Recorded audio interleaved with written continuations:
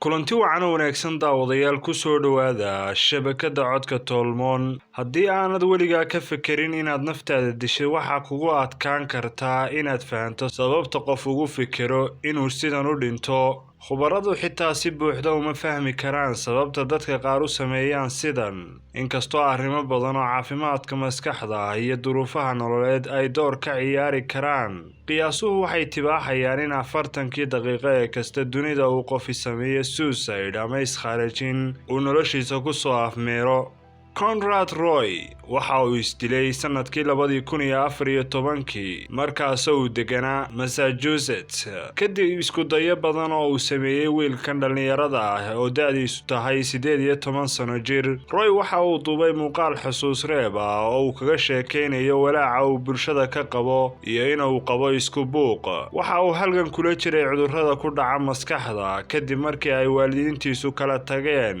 intaa marka laga soo gudbo, waxa uu ahaa aabihii mid aad u ciqaabi jiray Roy, taas oo markuu kaliftay inuu ribood uga gudbiyo booliiska kaasoo uu kaga cabanayo aabihii. waxaa la ogaaday inuu Roy ahaa mid qaata kiniinada ka hortagga isku buuqa. waxaa jiray arrimo badan oo Roy ka caawin karayay inuu nafta isdaafiyo, laakiin arrinta ugu badan ee Roy ku qasabtay inuu nafta isdaafiyo waxay ka timid saaxiibtiis oo uu xidhiidh jacayl ka dhexeeyay oo magaceeda la yiraahdo Michelle Carter, taasoo ku dhiirigelisay inuu isdilo iyadoo u dirtay fariimo dhowr ah kuwaasoo ay ku amraysay inuu isdilo marka laga hadlayo maalmihii ugu dambeeyay ee noloshiisa. arrintaasi waxay Michelle Carter ka dhigtay mid lagu soo ogo tuhmada dilka aan tooska ahayn ee isdilka Conrad Roy. kadib waxaa dhacay doodo fara badan kuwaasoo badankoodu ahaa wadahadaladii dhex maray in ay noqon karaan kuwo cunfi ah marka loo laabto qaanuunka. ku darso arrintaasi waxa ay kaloo dhalisay in warbaahintu aad u qaada dhigto iyada oo diiradda saaraysa meelaha muranka dhaliyay ee kiiska, halkaasoo ay soo bandhigtay warbaahintu kumanaan kun oo fariimo ah oo ay isweydaarsadeen Carter iyo Roy labadii sane ay wada socdeen.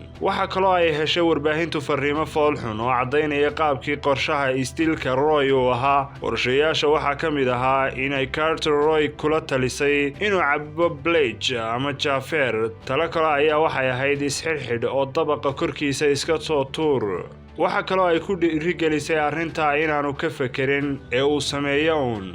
waxa kaloo ay ku tiri suuragal ma tahay inaad ka dhigtid bostiga ugu dambeeya ee aad soo dhigayso kuwa aad kaga hadlaysid aniga. intii ay maxkamadeyntu socotay 2017 waxa ay muuqaal ahaan u muuqatay Carter qof degan, waxaana ay ku labisnayd dharka shirkadda G.Crew iyadoo ay suuniyaheeduna ahaayeen kuwo madow ah oo dhaadheer oo kala googo'an. khubaro badan oo ku takhasusay luqadda jirka ayaa waxay ku macneeyeen muuqii Carter iyo labiskeeda inay soo bandhigaysa awoodda daran ee gabdhaha da'da yar, kuwaasoo qalbigoodu adag yahay, ficiladooduna ay xun yihiin isla markaana anaaniyiin ah.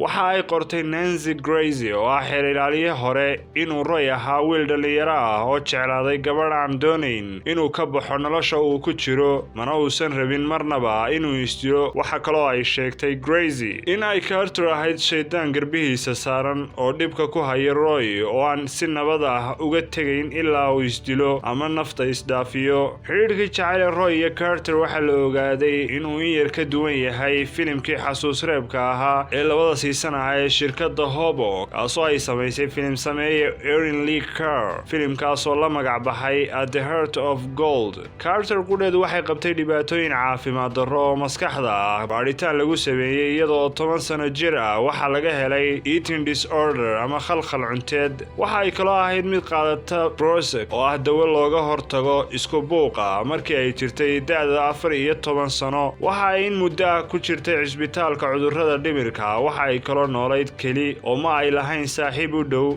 xidhiidhkii ay la lahayd Roy, warbaahintu waxay ku tilmaamtay inuu ahaa xidhiidh jacayl kaasoo badankiisa laga jilayay internetka. kulankooda caadiga ahina waxa uu ahaa mid aad u yar. Michelle Carter ayaa 2017 waxaa lagu xukumay 15 bilood oo xadhig ah, laakiin waxa ay ahayd mid weli xor ah intii ambiilkeedu socday. nasiib darrase maxkamadda sare Massachusetts ayaa ku gacan saydhay ambiilkii looyaradii Carter. waxa uu hadalka ku soo gaabiyey qaadi dhigay maxkamaddu in Carter ay sabab u ahayd dhimashada Roy kadib markii ay ka dalbatay inuu koro gaadhigiisa kaasoo uu ka buuxay carbon monoxide. Waxa kaloo ay u dirtay fariimo jacaylkeedii ka fogaay Roy taasoo ah waxaad iska fogeynaysaa arrinta isdilka ah, waxaad ii sheegtay inaad samaynaysid laakiin waxa ay u muuqataa in aanad weligaa samaynayn.